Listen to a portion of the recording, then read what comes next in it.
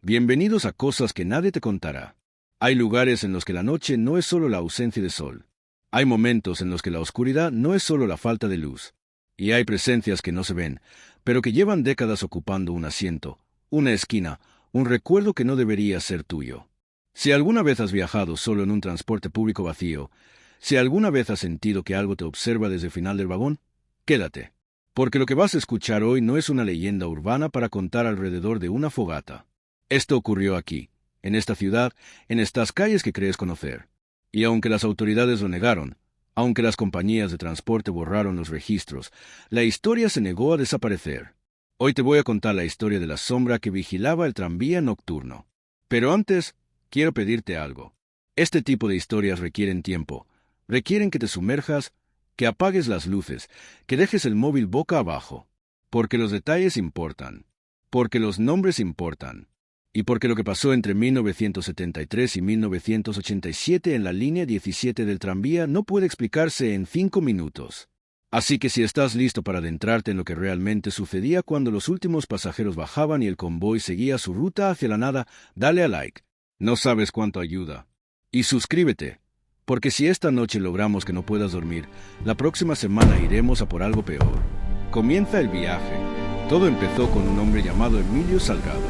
Emilio no era periodista, ni investigador, ni siquiera un aficionado a lo paranormal.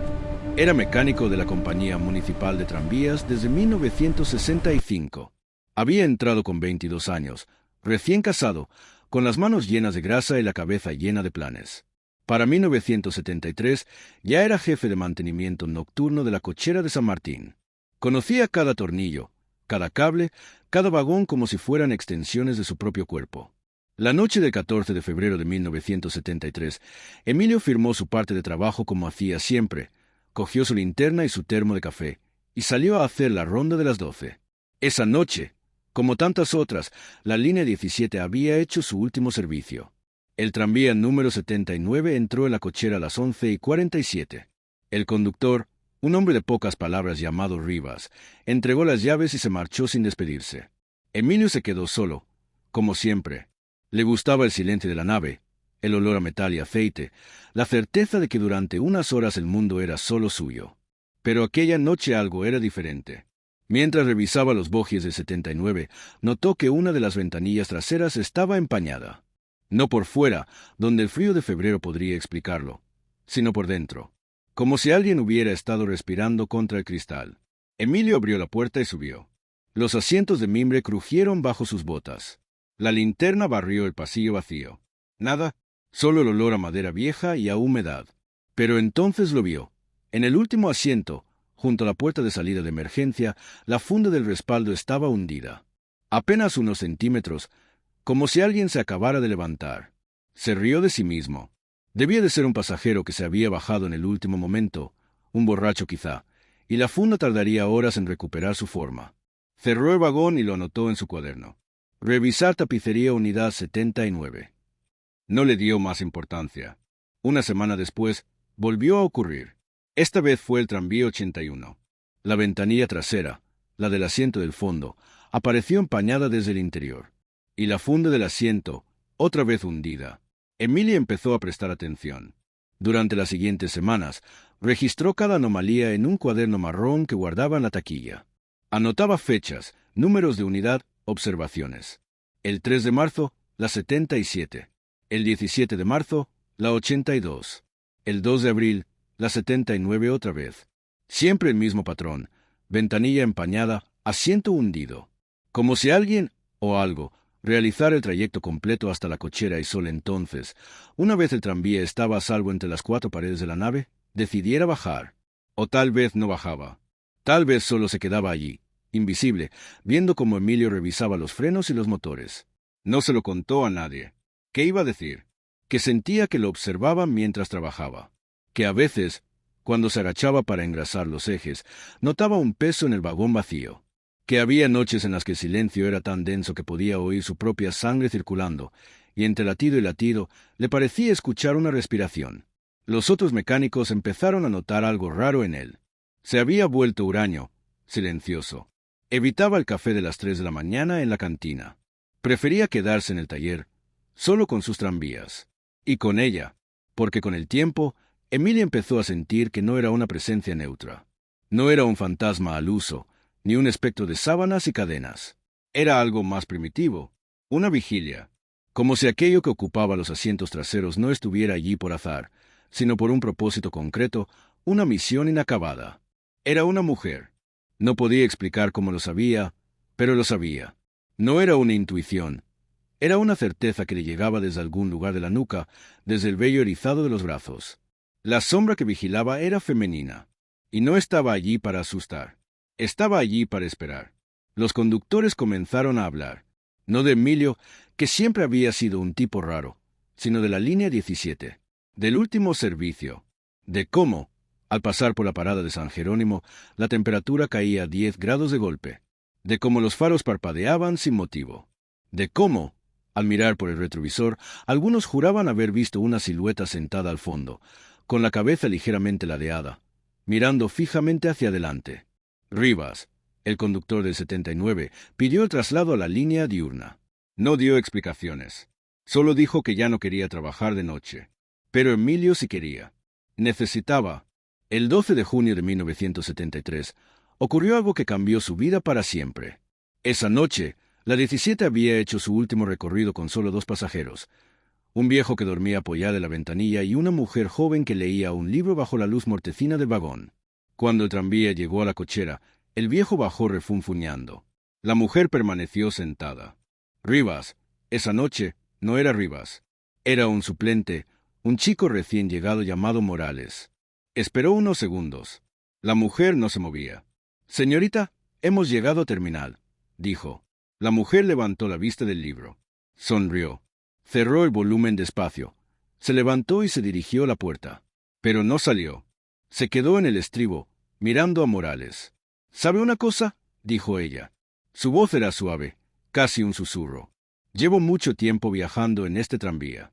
Mucho, y nadie me ha visto nunca».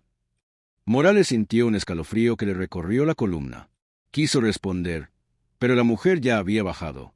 Caminó hacia la salida de la cochera con paso firme, el libro apretado contra el pecho, y se perdió en la oscuridad de la calle. Morales contó la historia al día siguiente, en la cantina, rodeado de compañeros que se rieron de él. «Será una pirada», dijo uno. «Una fulana que busca lío», dijo otro. Pero Emilio no se rió. Escuchó en silencio, apretando su termo de café, y supo que aquella mujer era la misma que ocupaba los asientos vacíos, la misma que empañaba los cristales con su aliento frío. Quiso preguntar más, pero Morales había sido trasladado a la línea diurna por petición propia. No volvió a trabajar de noche. Emilio decidió que tenía que verla. No fue fácil. Durante meses, intentó todo lo que se le ocurrió. Se quedaba horas extra, fingiendo revisar los frenos, esperando que ella apareciera. Se subía a los tranvías recién llegados, sentándose en el asiento trasero, cerrando los ojos, intentando percibir su presencia. Nada. Los asientos estaban fríos, las ventanillas limpias, el silencio era solo silencio. Hasta la noche del 2 de noviembre. Esa noche, el tranvía 84 entró a la cochera con un retraso de 15 minutos. Emilio lo esperaba impaciente. Cuando por fin las puertas se abrieron, el conductor, un hombre viejo y callado llamado Estevez, bajó sin mirar atrás. «¿Está dentro?», dijo apenas. Emilio no preguntó quién. Ya lo sabía. Subió al vagón. La luz parpadeaba. Avanzó por el pasillo, sintiendo el crujido de la madera bajo sus pies, el latido acelerado de su corazón. El asiento trasero estaba hundido, la ventanilla empañada, y entonces la vio. No era una aparición nítida, no era una mujer de carne y hueso como la que Morales había descrito. Era una densidad en el aire, una oscuridad más profunda que la propia noche, un contorno apenas definido que ocupaba el espacio del asiento. Tenía la cabeza ligeramente ladeada, como escuchando algo, y miraba hacia adelante, hacia el frente del tranvía, hacia el lugar por donde la ciudad pasaba cada noche sin detenerse. Emilio se sentó frente a ella. No habló, no hizo ademán de tocarla. Solo se quedó allí, sintiendo el frío que emanaba de aquella silueta, el peso de su atención. Pasaron los minutos. El silencio se alargó tanto que el mundo exterior dejó de existir. Ya no había cochera, ni otros tranvías, ni ciudad. Solo él y ella, en aquel vagón detenido en el tiempo. Entonces ella se movió. Fue un gesto mínimo, casi imperceptible. Inclinó la cabeza hacia Emilio, y él sintió, con una claridad aterradora, que por primera vez en meses, en años quizá, alguien la estaba mirando de verdad. Y ella lo sabía. A partir de esa noche, la relación de Emilio con la sombra cambió. Ya no era un mecánico que trabajaba en una cochera. Era un vigilante, un guardián.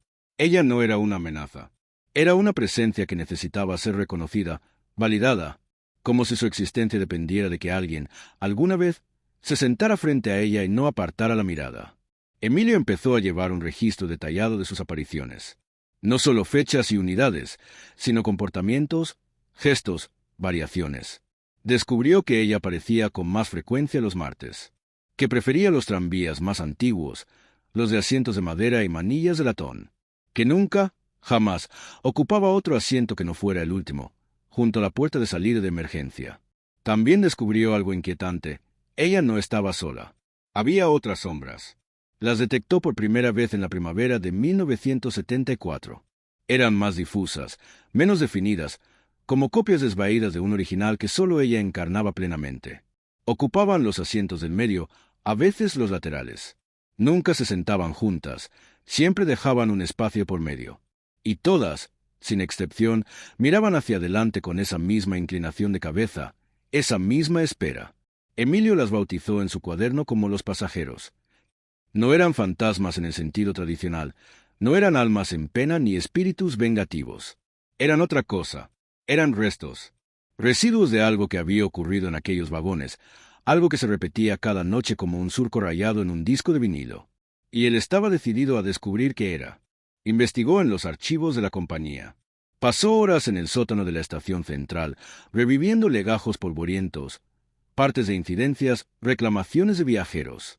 Encontró menciones a olores extraños en la línea 17, a sensación de ser observado, a pasajeros que suben y no bajan. Pero nada concreto, nada que explicara la presencia de aquella mujer y sus acompañantes silenciosos. Hasta que dio con un recorte de periódico de 1947. Era una noticia breve, casi un suelto, en la página de sucesos de un diario local que ya no existía. Ocupaba apenas 4 líneas, pero para Emilio fue como un fogonazo en la oscuridad. Accidente en la línea 17. Una mujer fallece al caer del tranvía en marcha. La víctima, de unos 30 años, aún no ha sido identificada. El conductor, que dio el aviso a las 11:50, declaró que no advirtió la caída. Se investigan las causas del suceso. Eso era todo. No había nombre. No había fotografía. No había testigos.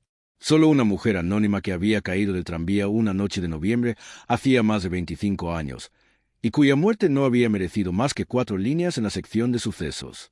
Emilio supo, con la certeza de quien ha vivido demasiado tiempo al borde del misterio, que aquella mujer era la sombra. Había caído del último asiento, junto a la puerta de salida de emergencia.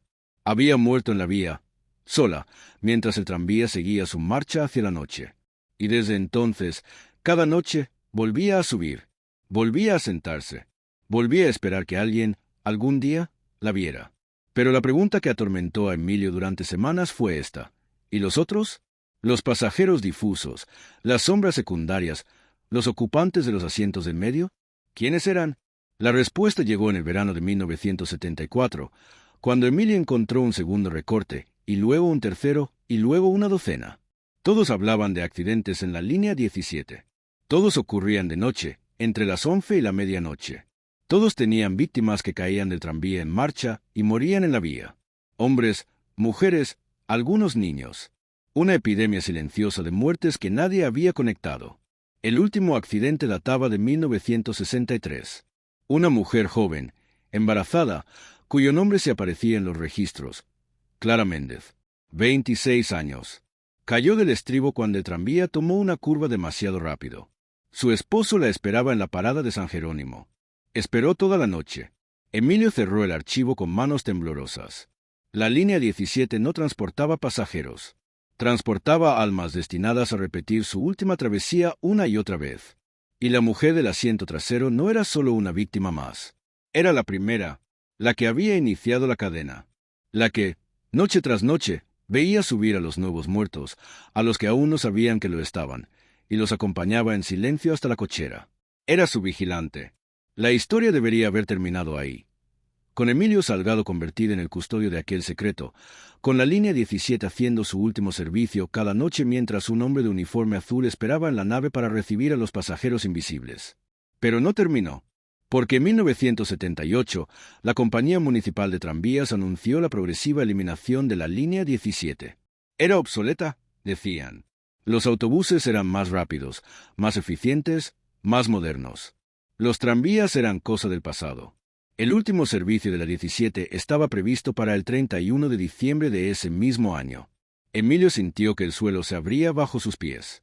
Si la línea desaparecía, ¿qué sería de ella? ¿Qué sería de los pasajeros? ¿Seguirían repitiendo su viaje eterno sobre raíles que ya no existían, hacia una cochera que ya no los recibiría? ¿O se disolverían en la nada, como niebla al amanecer, sin que nadie recordara sus nombres, sus muertes, su derecho a ser vistos? No podía permitirlo. Empezó a escribir cartas. Al director de la compañía, al ayuntamiento, al ministerio. Explicaba, con la pasión de un hombre que ha visto lo que otros niegan, que la línea 17 no era un servicio de transporte público. Era un memorial, un monumento vivo a los que habían muerto en sus vagones. Suprimirlo era borrarlos de la historia por segunda vez. No le hicieron caso. Las cartas no fueron respondidas. Las llamadas, eludidas. A finales de 1978, la línea 17 seguía operando únicamente porque no había suficientes autobuses para cubrir su ruta. Era una prórroga, no una salvación. Entonces Emilio tomó una decisión radical. Si no podía salvar la línea, salvaría los tranvías. Especialmente el 79, el 81, el 82, el 84. Los que ella había ocupado más veces. Los que conservaban, en la madera de sus asientos y el latón de sus manillas, la huella de incontables viajes nocturnos. Empezó a esconder piezas. Manetas de freno, placas de matrícula, asientos enteros. Las guardaba en un almacén abandonado junto a las vías, bajo lonas viejas, entre cajas de repuestos inservibles. Nadie las echaría de menos. Nadie sabía, como él sabía, que aquellos objetos no eran chatarra. Eran reliquias. Durante los 2 años siguientes, la línea 17 sobrevivió contra todo pronóstico. La crisis de petróleo, los recortes presupuestarios, la falta de conductores. Todo contribuyó a retrasar lo inevitable. Emilio aprovechó cada prórroga para seguir documentando las apariciones, para seguir sentándose frente a ella, para seguir sintiendo su mirada silenciosa posada sobre él. Pero en 1981, la sentencia fue definitiva. El 30 de junio, a las 11:47, el tranvía 79 haría el último viaje de la línea 17. Después, los raíles serían levantados, las cocheras clausuradas, los vagones desguazados o vendidos a museos. La ciudad había decidido olvidar. Emilio planeó su última noche como quien prepara una ceremonia fúnebre. Consiguió que le asignaran la supervisión del servicio final. Nadie discutió. Todos sabían que era el más antiguo, el más dedicado, el que más había cuidado aquellos tranvías durante casi 20 años.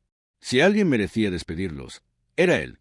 El 30 de junio de 1981, Emilio Salgado se puso su mono azul, cogió su linterna y su termo de café, y salió a la cochera por última vez. El tranvía 79 lo esperaba en la vía 4. Recién limpio, recién revisado. Las ventanillas brillaban. Los asientos de mimbre crujían como nuevos. Emilio subió, recorrió el pasillo, se detuvo ante el asiento trasero. Estaba vacío, pero sabía que ella no tardaría en llegar. El conductor aquella noche era un hombre joven, casi un niño, que no entendía por qué le habían asignado aquel servicio ni por qué el viejo mecánico lo miraba con una mezcla de lástima y gratitud. «Con cuidado», le dijo Emilio. «En la curva de San Jerónimo, ve despacio». El conductor asintió, sin comprender. El tranvía arrancó. Emilio se sentó en el pasillo, sobre sus talones, frente al asiento vacío. La ciudad desfilaba tras los cristales, indiferente. Farolas, fachadas, calles vacías, paradas donde nadie esperaba. Una noche de verano como tantas otras. Y entonces ella llegó. No fue una aparición súbita. Fue un llenado gradual, como agua que asciende en una bañera. La densidad del aire cambió. El frío se hizo presente. Y de pronto, la silueta estaba allí, con la cabeza ligeramente ladeada, mirando hacia adelante. Pero esta noche, por primera vez, no miraba al frente. Miraba a Emilio. Pasaron las paradas. San Antonio, Las Delicias, El Pinar. A su alrededor, Las otras sombras fueron ocupando sus asientos. Los pasajeros. Los muertos de la línea 17. Hombres, mujeres, niños. Todos en silencio. Todos con la mirada fija en algún punto del pasado. Todos esperando. Emilio no habló. No hacía falta. Todo lo que tenía que decir lo había dicho durante 8 años de vigilias, de cuadernos llenos, de noches en vela. Lo único que podía hacer ahora era quedarse allí, con ella, hasta el final. El tranvía enfiló la curva de San Jerónimo. El conductor redujo la velocidad, como Emilio le había pedido. Las ruedas chirriaron suavemente sobre los raíles. La ciudad se detuvo un instante. Ella se levantó. Emilio contuvo el aliento. En 8 años, nunca la había visto moverse del asiento. Pero allí estaba, de pie junto a la puerta de emergencia, con el libro apretado contra el pecho, mirando hacia la oscuridad exterior. No era una despedida. Era una pregunta. Emilio entendió entonces que ella no había estado esperando que alguien la viera. Había estado esperando que alguien la acompañara. No al otro lado, no a la muerte, no a ninguna clase de paraíso o infierno, sino en el viaje eterno que repetía cada noche desde 1947. Y él había fallado. No podía acompañarla. Él estaba vivo. Tenía una esposa que lo esperaba en casa, hijos ya crecidos, una vida que no le pertenecía por completo pero que tampoco podía abandonar. Su lugar no era aquel vagón. Su lugar era la cochera, el taller, el mundo de los vivos. Ella inclinó la cabeza, como aceptando, y luego, con una lentitud que duró una eternidad, levantó una mano y apoyó los dedos en el cristal de la ventanilla. Su aliento empañó el vidrio. Un círculo perfecto de vaho, como el que Emilio había visto cientos de veces, como el que había anotado en su cuaderno noche tras noche. El tranvía llegó a la cochera. Ella se desvaneció. Los otros pasajeros se desvanecieron. El vagón quedó vacío, limpio, recién barrido. Solo el vaho de la ventanilla permaneció unos segundos más, hasta que el aire cálido del verano lo borró. Emilio bajó. Firmó el parte. Entregó las llaves. Salió a la calle y respiró hondo, como un hombre que acaba de salvar la vida o perderla. Nunca se supo bien. El tranvía 79 fue desguazado 3 semanas después. Los otros, uno a uno, corrieron la misma suerte. Las vías fueron levantadas en 1983. La cochera de San Martín se vendió a una inmobiliaria que construyó un centro comercial. Hoy, si caminas por la zona, no queda nada que recuerde que allí hubo raíles, vagones, hombres de mono azul y termo de café. Excepto una cosa. Emilio Salgado murió en 1998.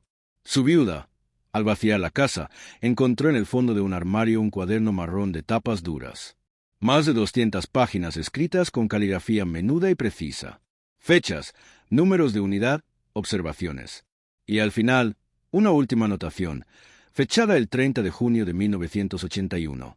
Hoy entendí que no vigila la muerte. Vigila el olvido. Y esta noche, por primera vez en 34 años, alguien la ha visto. El cuaderno pasó por varias manos hasta que alguien, un familiar lejano, decidió que aquello no era un diario de trabajo sino otra cosa. Lo vendió en una web de antigüedades. No sé quién lo compró ni dónde está ahora. A veces pienso que es mejor así.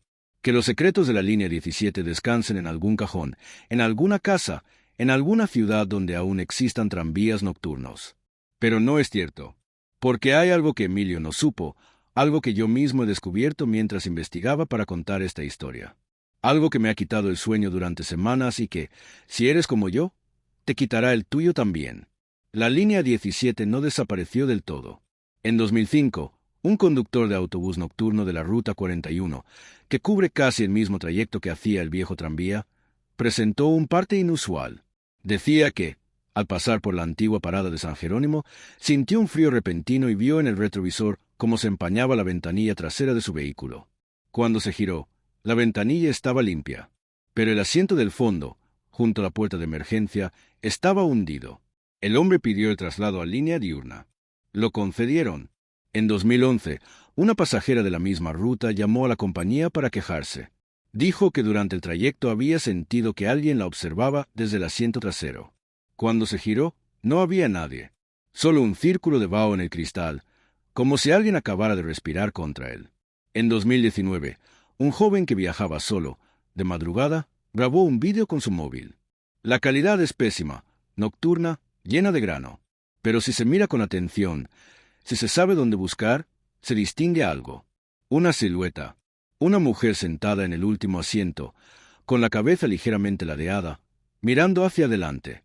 El vídeo fue eliminado de todas las plataformas. El joven borró sus redes y no ha vuelto a publicar nada. La sombra que vigilaba el tranvía nocturno sigue vigilando.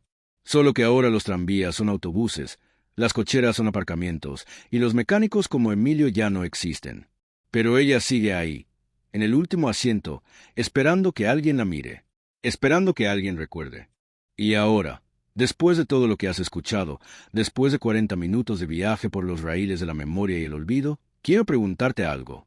¿Crees que ella sigue esperando? ¿Crees que hay sombras que no descansan porque nadie les ha dado permiso para hacerlo? ¿Crees que tú, alguna noche, al subir a un autobús vacío, al sentarte cerca del fondo, a notar un frío repentino en la nuca, serás capaz de girarte y mirar? Porque de eso trata esta historia. No de fantasmas, no de tranvías, no de accidentes olvidados. Trata de la mirada, de lo que ocurre cuando alguien, al fin, decide ver lo que siempre ha estado allí. Yo no sé si volveré a viajar de noche en transporte público. No sé si podré sentarme en el último asiento sin pensar en ella, sin buscar en el cristal el rastro de un aliento que no debería estar allí. Y quizá, después de lo que has oído, tú tampoco lo sepas. Pero hay algo que sí sé. Las historias como esta no terminan cuando se apague el micrófono. No se desvanecen cuando cierras el navegador o apagas la pantalla. Se quedan contigo, como aquel vaho en la ventanilla, como aquella silueta en el asiento trasero, esperando el momento en que bajes la guardia. Así que, por favor, si algo de lo que has escuchado esta noche te ha removido por dentro, si has sentido ese escalofrío que no se explica con la temperatura de la habitación, haz algo por mí. Suscríbete. No es un pedido comercial, no es una estrategia para ganar visibilidad. Es un pacto, porque hay cientos de historias como esta esperando ser contadas. Historias que nadie quiere recordar, que las compañías niegan, que los archivos ocultan. Historias de calles que respiran, de casas que recuerdan, de sombras que no encuentran descanso. Y si tú estás aquí, al final de este viaje, es porque también las buscas. Porque también sientes que la realidad es más fina de lo que nos han contado, que hay pliegues en el tiempo donde lo que fue sigue siendo, donde lo que murió sigue esperando. Dale a like si esta noche has sentido que no estabas solo. Comenta. ¿Has vivido alguna experiencia en transporte público que no puedas explicar? ¿Has sentido alguna vez que alguien te miraba desde el fondo del vagón? Me gustaría leerte. Me gustaría saber que no somos solo yo y Emilio, la mujer del tranvía, los que miramos hacia atrás cuando la noche se cierra. Y sobre todo, activa la campanita, porque la próxima semana volveremos con otra historia. Otra calle, otra casa, otra sombra que no ha dejado de vigilar. Y no querrás perdértela. Gracias por viajar conmigo esta noche. Gracias por quedarte hasta el final, por no apartar la mirada. Cuídate mucho. Y cuando subas a ese autobús vacío, cuando la temperatura caiga de repente y sientas ese peso en el asiento de atrás, recuerda a Emilio. Recuerda que alguien, en algún lugar, todavía está mirando. Esto es cosas que nadie te contará. Y hasta la próxima, que la noche te sea leve.